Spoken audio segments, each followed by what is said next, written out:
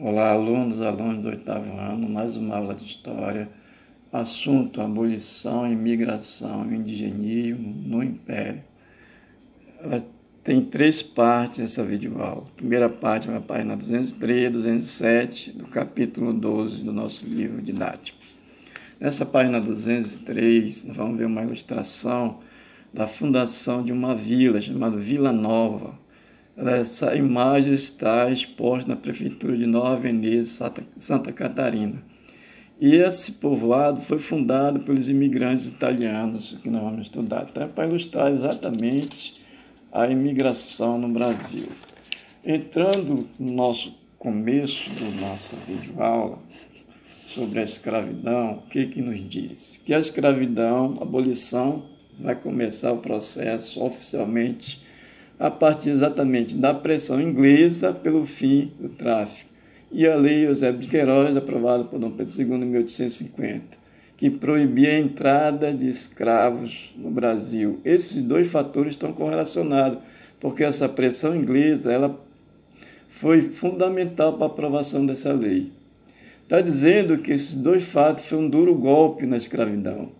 Mas não foi só isso, porque esse processo começa exatamente pela resistência dos próprios escravizados e o movimento abolicionista, que foi um movimento organizado. A resistência dos escravizados, ela começa por vários fatores, como, por exemplo, desobediência, da fuga, formação de quilombos, levantes urbanos, que são revoltas, busca por liberdade para praticar suas culturas e religiões, por exemplo. O jogo de capoeira foi uma dessas estratégias de resistência da cultura africana. Um exemplo expressivo da resistência dos escravizados no século XIX foi o ciclo de revolta liderado por eles na Bahia em 1808 e 1835. Segundo o historiador João José Reis, na Bahia houve palco de mais de 20 revoltas e conspirações promovidas pelos africanos e seus descendentes. As lutas levadas adiante pelos próprios escravizados contribuíram decisivamente para o fim da escravidão. Uma dessas lutas foi a liderada por Manuel Congo, que nós vamos ver o relato aqui ao lado. Então veja que aqui está dizendo que os próprios escravizados também se manifestaram. Claro que não aceitaram a escravidão. A existência humana, a característica do ser humano resistir à opressão. E aqui não é diferente. Aqui relata a revolta de Manuel Congo, que foi um desses negros, que se atreveu a exatamente enfrentar o poderoso sistema escravista. Isso aconteceu em Pátio dos Alferes, que fica no município de Vassouras, que é o município atual do estado do Rio de Janeiro, e aconteceu em novembro de 1838. Essa região de Vassoura fazia parte do Vale do Paraíba do Rio de Janeiro e era uma importante região expansiva cafeeira.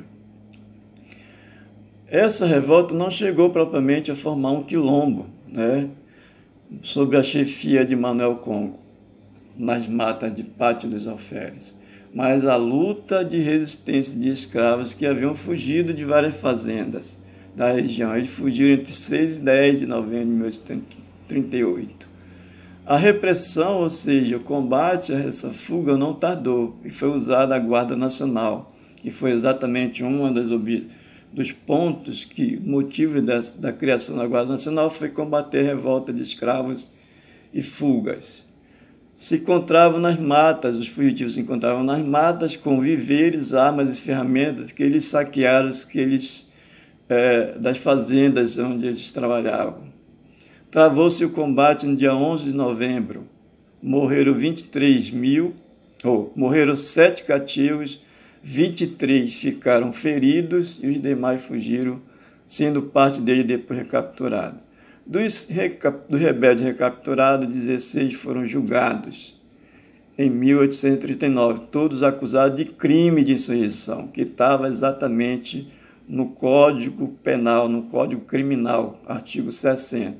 Deles foram julgados Justino Benguela, Antônio Magro, Pedro Dias, Bellarmino Congo, Manuel Crioulo, Canuto Moçambique e Afonso Angola. foram incursos no artigo 60 do Código Criminal, condenados a 60 açoites, 650 açoites, 650 chibatadas, 50 por dia. E andaram 3 anos com gonzos, que é gonzo, uma argola de ferro no pescoço, 3 anos aqui embaixo está o que é gonzo. E o que aconteceu com Manuel Congo? Adivinha, foi executado, né? Executado dia 6 de novembro de 1839. E vamos em frente. Então essa foi a revolta de Manuel Congo para demonstrar que os negros exatamente se envolveram na busca de sua liberdade. Aqui na página 138, 206, melhor dizendo, movimento abolicionista. O que foi? Um movimento organizado contra a escravidão. Um movimento de combate que ganhou força na segunda metade do século XIX. Esses abolicionistas eles se manifestavam em artigos, charges, passeatas e comícios. Entre esses abolicionistas estão vários, né, que nós vamos ver aqui citados alguns, por exemplo. Nesse relato da historiadora Hebe M. Matos, chamado Homem de Luta. André Rebouças, você verifica que ele era descendente de escravo, mas conseguiu uma formação, se formou engenheiro, viajando pelos Estados Unidos, se tornou indignado, se revoltou com a segregação racial lá nos Estados Unidos. E vindo para o Brasil, aderiu à luta contra a escravidão. Aderiu à Sociedade Brasileira contra a Escravidão e à Confederação Abolicionista. Monarquista, exilou-se junto com a família imperial em 1839. José do Patrocínio, outro desses abolicionistas também, né? Ele divulgou as suas ideias na Gazeta de Notícias e Gazeta da Tarde. Com André Rebouças, lançou em 1883, Rebouças aqui, o Manifesto da Confederação Abolicionista. E ao lado de Joaquim Nabuco, que nós vamos ver lá na frente, fundou a Sociedade Brasileira contra a Escravidão.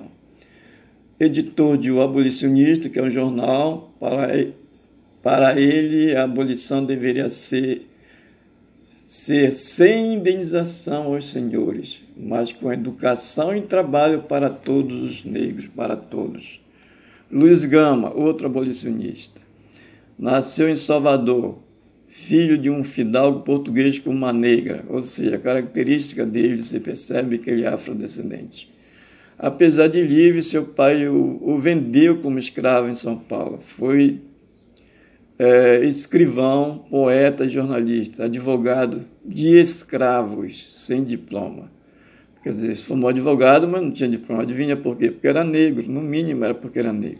Tinha apenas uma provisão do governo, quer dizer, um documento para atuar. Em 1831, criou a Caixa Emancipadora Luiz Gama para comprar alforria. Então, esses abolicionistas, eles usaram estratégias para exatamente combater a escravidão, né? Mais um abolicionista que nós vamos ver aqui é o Joaquim Nabuco. Aqui está o relato dele, você pode ler na íntegra, mas o que ele vai fazer? As obras, ele era escritor, escreveu várias obras, o Abolicionismo e um estadista do Império. São clássicos da literatura brasileira, são livros que estão exatamente à nossa exposição. Nesta última, Joaquim Nabuco conta a biografia de seu pai e trabalha temas sociais envolvendo a questão da cidadania. Sua obra é hoje uma referência para quem quer conhecer o Império e a escravidão. Então, Joaquim Nabuco, ele se percebe na imagem que ele não era negro. Então, veja, nesse movimento abolicionista teve negros e também não negros, né? Internamente, o abolicionismo contou também com o apoio de artistas. Então, veja que, além da resistência afrodescendente, além do movimento abolicionista, teve os artistas que se envolveram, como ítalo-brasileiro Ângelo Agostinho, ou seja, italiano, nascido no Brasil, descendente de italiano que nasceu no Brasil. Observe a charge. A charge dele aqui mostra um soldado voltando da Guerra do Paraguai, porque na Guerra do Paraguai foi exatamente convocado negros para lutar. E olha um negro aqui, soldado, quando ele percebe a imagem, imagina a expressão dele de revolta. E para completar exatamente esses relatos, com o fim da Guerra do Paraguai, o abolicionismo ganhou aliados, entre eles os militares. Então veja, artistas militares são grupos sociais que se envolveram na luta contra a escravidão, inclusive entre os oficiais do Exército. Estes oficiais do Exército passaram a ver com grande simpatia os negros que lutaram bravamente ao lado deles nos campos de batalha na luta do Paraguai, que nós já vimos na aula anterior. No plano externo, o fim da escravidão nos Estados Unidos em 1865 acentuou o isolamento político do Brasil, porque essa proposta dessa pressão externa já veio da Inglaterra, agora nos Estados Unidos, e deu mais um argumento para os abolicionistas do Brasil. Vários governos estrangeiros pediam por meio de seus diplomatas que Dom Pedro II acabasse com a escravidão, ou seja, essa pressão externa, não só dos Estados Unidos, também da Inglaterra, mas outros governos, através da sua diplomacia, dos seus agentes diplomatas, pressionavam para que Dom Pedro acabasse com a escravidão. Mesmo sob pressão interna e externa, o governo de Dom Pedro II e a elite imperial defendiam a abolição lenta e gradual. Isso ajuda a compreender as leis abolicionistas que nós vamos ver na próxima teleaula. E aqui se encerra essa. Então veja que nós vimos os relatos, exemplos desse processo que é chamado pelos historiadores de abolição da escravidão. É isso por enquanto.